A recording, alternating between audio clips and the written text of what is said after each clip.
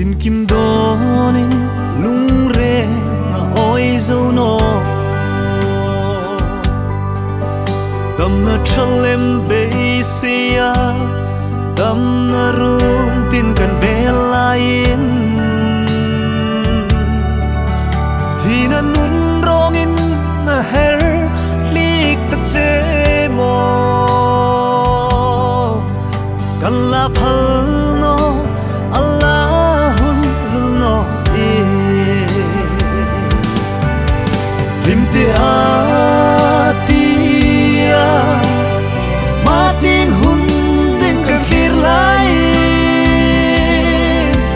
thì na nun rongin ichung natla alo zar ta simo kan la phal lo che kan la phal thei no che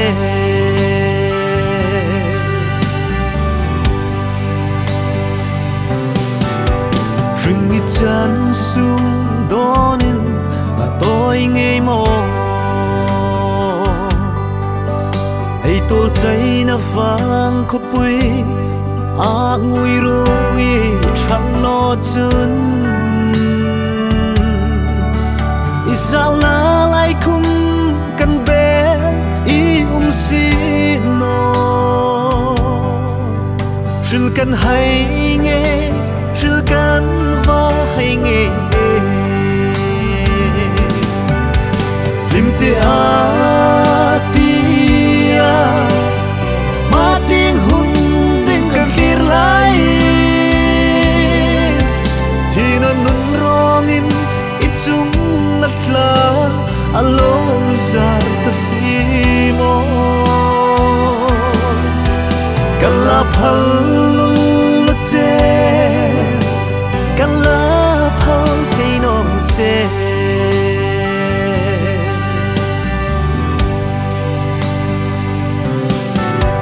phong mi chang nin i tren le rol di thai an hung tung khom nang sun di an trap rin va dang mar veli la fam mi chang na mi hi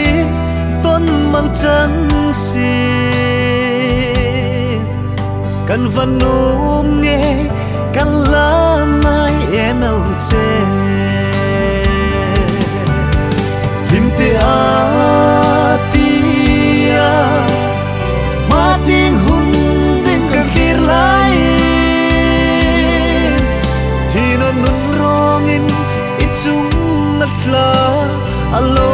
zar ta simo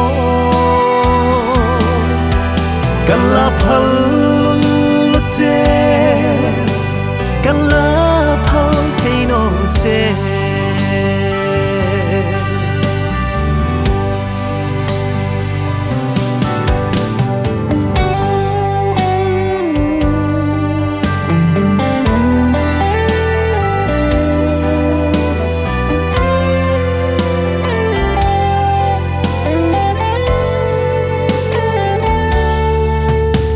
tin shilla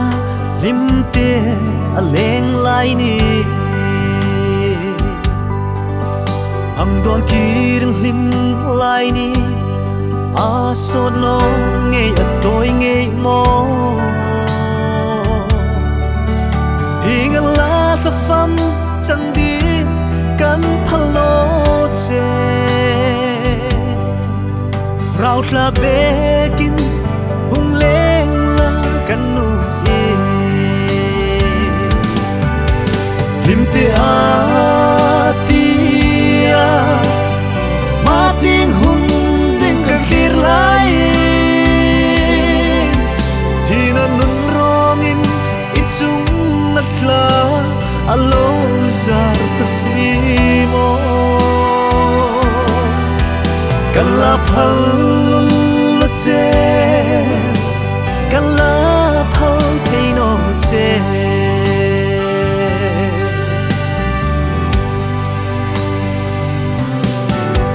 drop in kan ko che ki rel sino an shil pil ral ram moya mong ten cholin bilong hak la sung kim tel lan tu kan ti pil ral moya kan ngai nge che zu bili kan ngai che him te a tia ma ting hun ten ka khir lai thina nun rongin ichung natla alo zar ta simo kala phal lu che